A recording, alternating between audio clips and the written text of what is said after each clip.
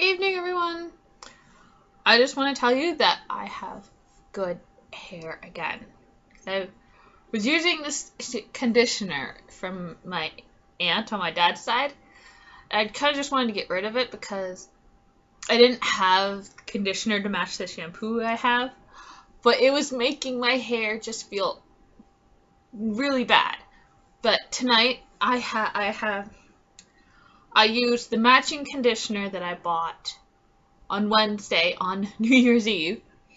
And now my hair feels so fantastic and smooth and it's just, oh my gosh. But yeah, this is a book review. Please excuse my bed. I just changed it. And yes, I have finished The Emerald City of Oz by L. Frank Baum, illustrated by John R. Neill. Neill? I'm going to say Neill, because there's an I. Yes, I finished this book. Well, at first I was liking this book, up to the part till Dorothy and her aunt and uncle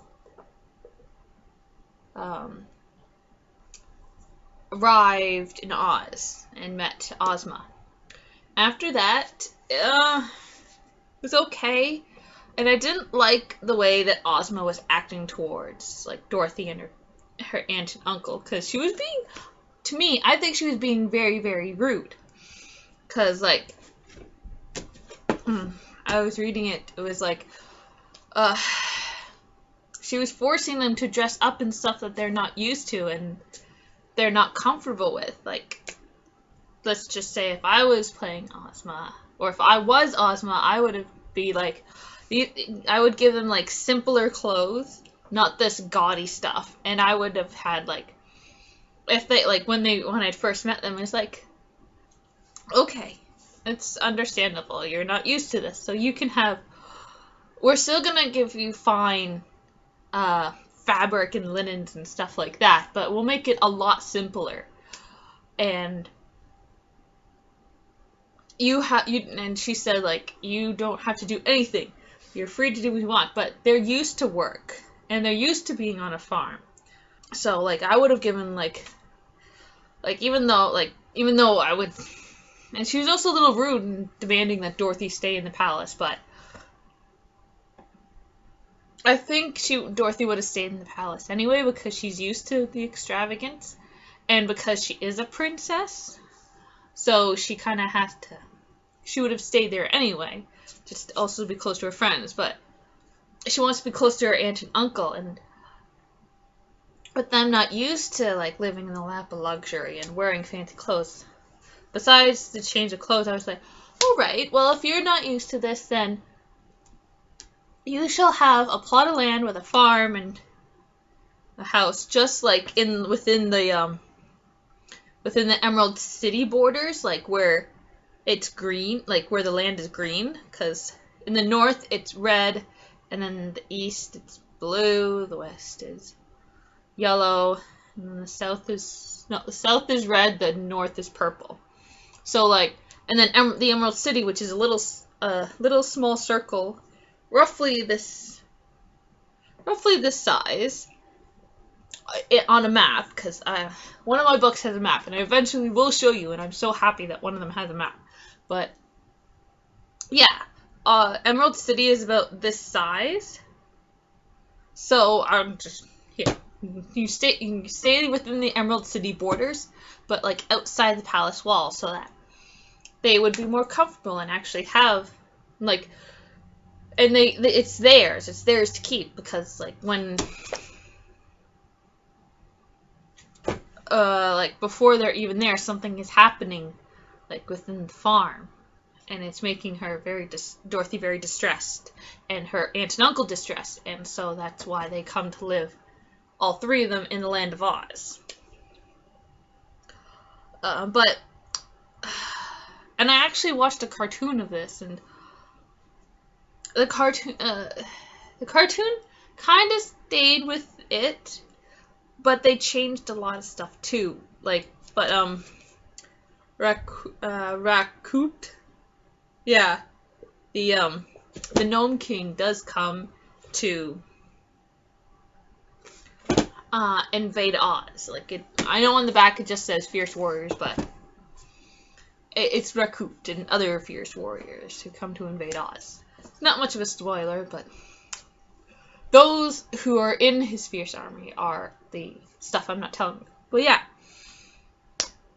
I actually like the book version better than the cartoon that I watched. But yeah. And eventually,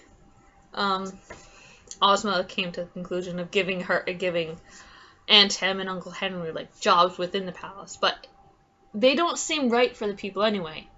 So Uncle Henry is now the counter of the jewels, which is kind of silly for him. But Aunt Em, she is the mender of socks, or mender, which is what she used to do, but I still think it's like, I can't think of what I want to say, but I'm going to say like it's kind of like a slap in the face kind of thing. Like, it's almost like you think so lowly of her kind of thing. And at the end of the book, it's a little depressing because apparently, it's not much of a spoiler, but at the end of this book, which is book 6, the title is called How the Story of Oz Came to an End, and it's like at the time he was thinking that this was going to be my last book because they're doing something to Oz, and that I'm not going to tell you what it is, but he thought this was his last book. But for those of you who know, and what I'm going to tell you right now, there are 14 books in this series, or 13, 14 books in this Oz series, so it's like, it's kind of silly to read that last chapter and be like, there's still more books. The children of the world at that time is like, we want more. How could you do that to us? Why? And so we have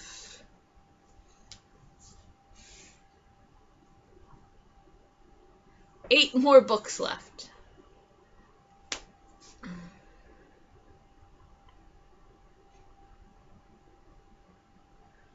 Yeah, 14 books in the series. So it's like, I don't know. Just, yeah. It was an interesting book. And, like, I love all the pictures in it. It's great to see these pictures. They're beautiful. Like, Ozma's supposed to be, like, this benevolent, and everyone's supposed to love her, and she's supposed to be really a good ruler. And, like, a good ruler helps their subjects to be happy.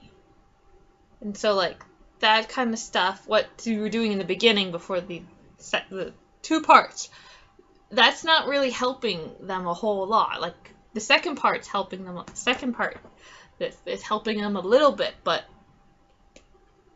like I said, I can't think of the right phrase, but basically it's almost like a slap in the face kind of thing. I don't know. Slap in the face kind of thing is not what I'm trying to say, but it's like, I can't think of what I want to say, but I can't find the words to what I want to say, but I know there's something that is like so much better. Overall, this was a good, okay book. You get to meet a bunch of different characters, and that's pretty interesting. And we get to see the Scarecrow's new home. And that's all I'm going to say, because it's pretty fantastical. So, I have nothing more much to say. Like, I literally had, like, I was on the last chapter and a half of this book when I finished it tonight. Like, and so I'm finally finished it after, like, so long. I'm just telling you. And now I am on to book 7, which is called The Patchwork Girl of Oz by L. Frank Baum, illustrated by John R. Neill. So yes, we have more. Alright. Having written 6 Oz books, L. Frank Baum decided not to write anymore.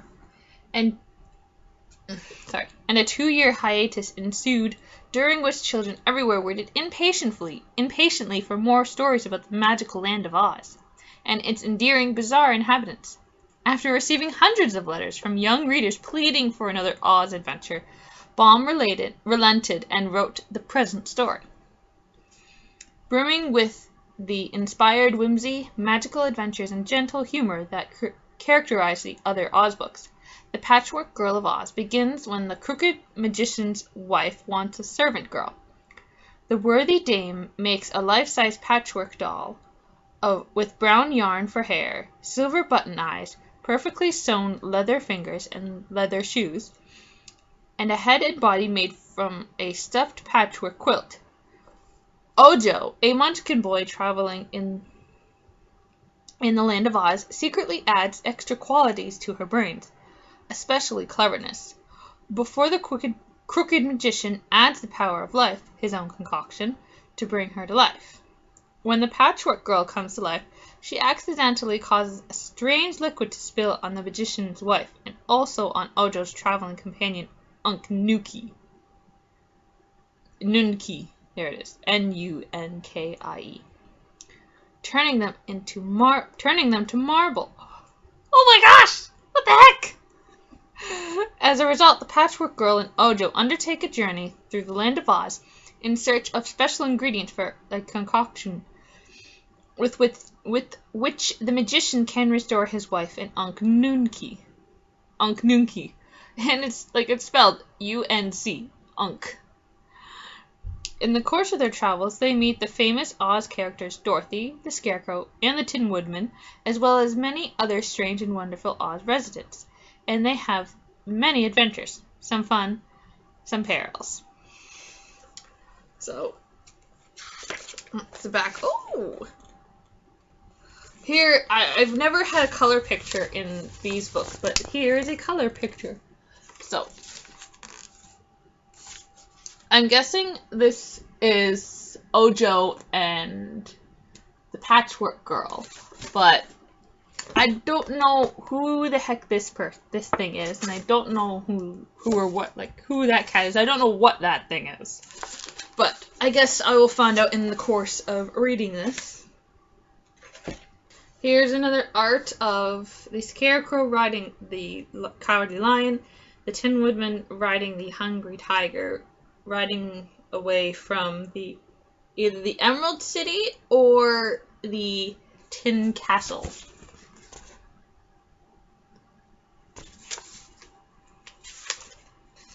This book belongs to, I don't know who the heck that is, and this little thing here is a beaker with a face on it, and it has the emblem of Oz on it. The Patchwork Girl of Oz by L. Frank Baum, illustrated by John R. Neill. Dover Publication Inc., New York. There's this little art thing on there. I don't really know what it is. It's just something to put there. Affectionately dedicated to my young friend Summer Hamilton Brighton of Chicago. So here is a drawing of the Scarecrow on nothing, but he has a shelf above him with two crows on them. And then the other one where it says the dedication, it has I guess Summer, this little boy here, and the Tin Woodsman, Ozma, Dorothy, Scarecrow. This little thing up here looks like the Wogglebug, and I'm not sure who that is. Maybe the Shaggy Man? And here's little Toto, I believe.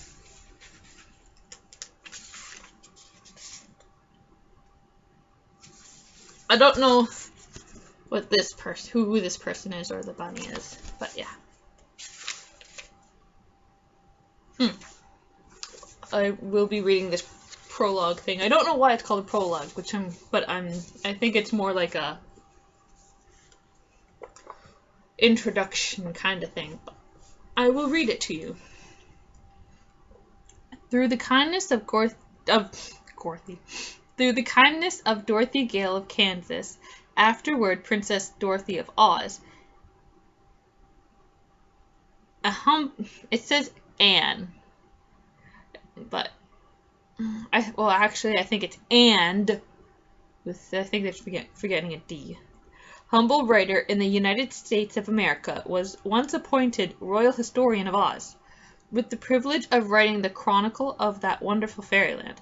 But after making 6 books about the adventures of those interesting but queer people who lived in the land of Oz, the historian learned with sorrow that by an edict of the supreme ruler, Ozma of Oz, her country would thereafter be rendered invisible to all who lived outside its borders, and that all communication with Oz would, in the future, be cut off. The children who learned to look for the books about Oz, and who loved the stories about the gay and happy people inhabiting that favored country, were as sorry as their historian that there would be no more books of Oz stories. They wrote many letters asking if the historian did not know of some adventures to write about that had happened before the land of Oz was shut out from all the rest of the world, but he did not know of any. Finally, one of the children inquired why he couldn't hear from Princess Dorothy by wireless telegraph, which would enable her to communicate to the historian whatever happened in the far-off land of Oz without his seeing her or even knowing just where Oz is. That seemed like a good idea, so the historian rigged up a high tower in his backyard and took lessons in wireless telegraphy until he understood it. Then he began to call Princess Dorothy of Oz by sending messages into the air. Now, it wasn't likely that Dorothy would be looking for wireless messages or would heed the call, but one thing the historian was sure of, and that was that the powerful sorceress, Glinda, would know what he was doing, and that he desired to communicate with Dorothy. For Glinda has a big book in which is recorded every event that takes place anywhere in the world, just the moment that it happens, and so of course the book would tell her all about the wireless message. And that was the way Dorothy heard that the historian wanted to speak with her, and there was a shaggy man in the land of Oz who knew how to telegraph a wireless reply. The result was that the historian begged so hard to be told the latest news of Oz, so that he could write it down for the children to read, that Dorothy asked permission of Ozma, and Ozma graciously consented. That is why, after 2 long years of waiting, another Oz story is now presented to the children of America. This would not have been possible had not some clever man invented the wireless, and an equally clever child suggested the idea of reaching the mysterious land of Oz by its means. L. Frank Baum, Ozcott at Hollywood in California. Yeah. Here is the table of contents with some scissors and thread up there, and a pin cushion and a pin here.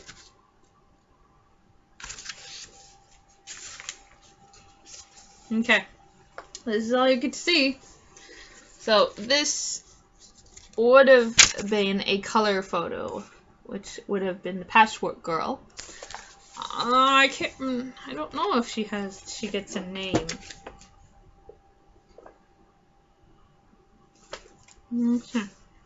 And this is definitely Ojo right here. And then that's all you get. Ojo and Unk Nunki. And that's all you get to see. I don't believe there's anything. Well, I guess I'll show you this. Okay, it's another color photo with Ojo, Patchwork Girl, Scarecrow, and I believe Dorothy and Toto. And then there's this big fish that they're attempting. I don't think they're trying to catch. I think they're letting it pull them somewhere. Yeah, I'll show you this one. This is a wonderful drawing of Dorothy, I believe. Yes, I do believe it's Dorothy because she has short hair and has these ribbons in her hair, where Ozma will have these huge red flowers. That's what it is. They're red flowers. Like right here, like almost like buns, but her hair just... It's almost like with the coronet. Like they're held against the coronet. So that's it. I got some, as I said, I got some things on excuse me, New Year's Eve. I didn't feel it was worthy enough for a haul video, so. But I got, 2 new undershirts. I got these,